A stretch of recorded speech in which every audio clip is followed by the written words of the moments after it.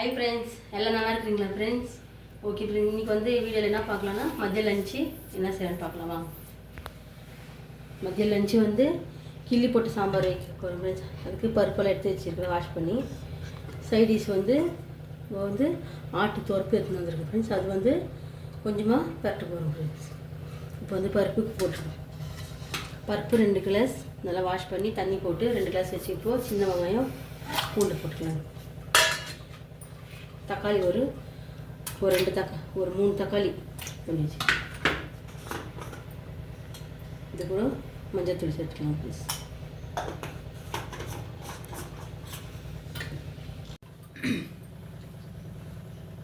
இந்த பக்கம் சாதம் வச்சுருக்கோம் மிஸ். அரிசி போட்டு இப்போ வந்து குழம்பு தலைக்கு எண்ணெய் ஊற்றி வச்சுக்கிறோம். இது வந்து இந்த தோர்ப்பு ஃப்ரை பண்ணுறதுக்கு பண்ணிக்கலாம். வெங்காயம் போட்டுக்கலாம்.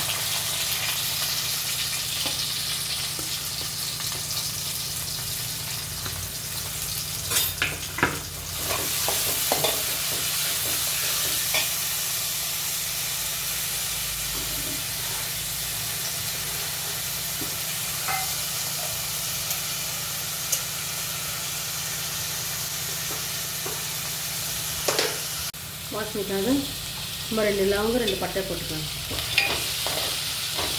நிறைய மசாலாலாம் இது தேவையில்லை. நிறைய வெங்காயம் 2 பட்டை லவங்கம் தக்காளி போட்டு சாம்பாருக்கு சைட் டிஷ். வெங்காயம் எல்லாம் வதங்கிச்சு. வெங்காயம் வதங்கிச்சுக்கேன்.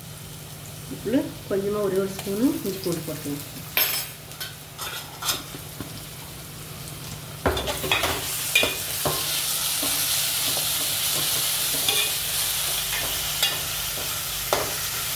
இந்த பக்கம் நல்லா சாதம் வெந்துச்சு.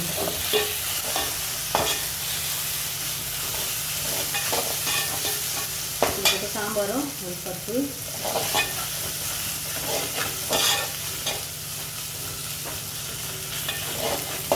இந்த இஞ்சி பூண்டு நல்லா பச்சை வாசனை போகிற வரைக்கும் நல்லா ஃப்ரை பண்ணலாம். தக்காளி போட்டுக்கலாம்.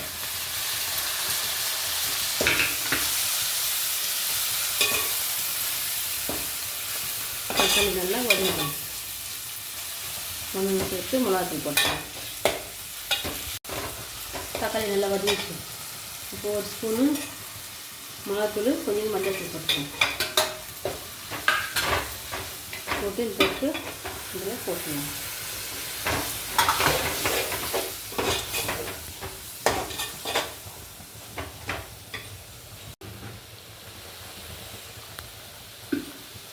தேவையான உப்பு போட்டுக்கலாம்.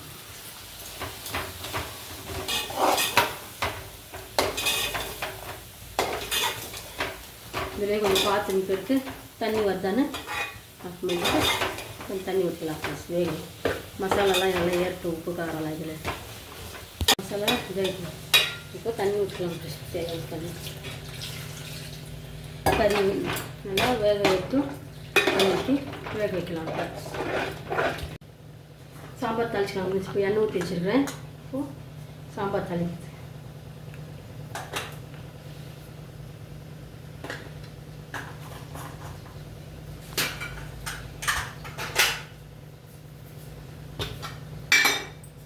எண்ணெய் போட்டு கடுகு சீரகம்லாம்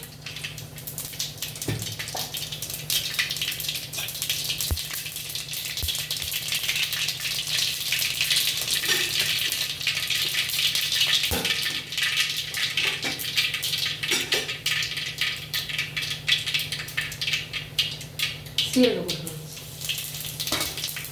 காஞ்சி மிளகாய்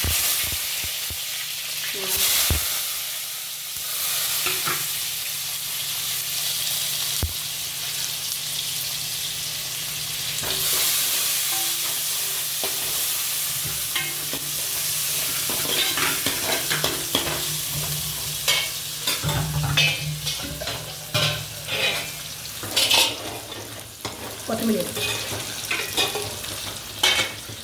நல்லா கொத்தமல்லி போட்டு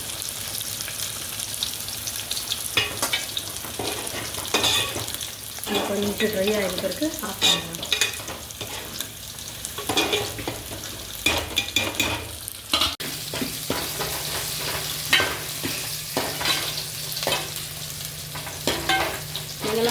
ஃப்ரெண்ட்ஸ் என்ன செய்யணும்னு சொல்லுங்கள்.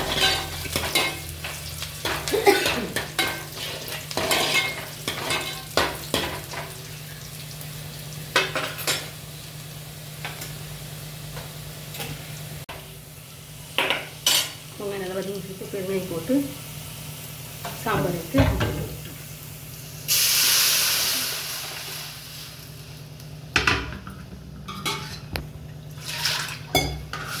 தண்ணியாக இருந்தால் தான் நல்லாயிருக்கும். கிள்ளி போட்டு சாம்பார் எப்பவுமே தண்ணியாக வைக்கணும்.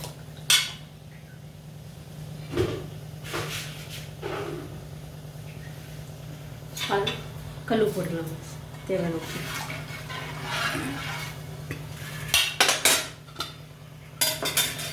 கொத்தமல்லி போட்டுக்கலாம் சாம்பார்.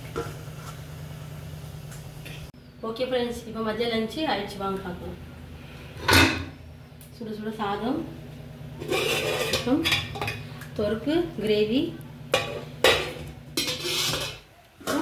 சில்லி போட்ட சாம்பார்.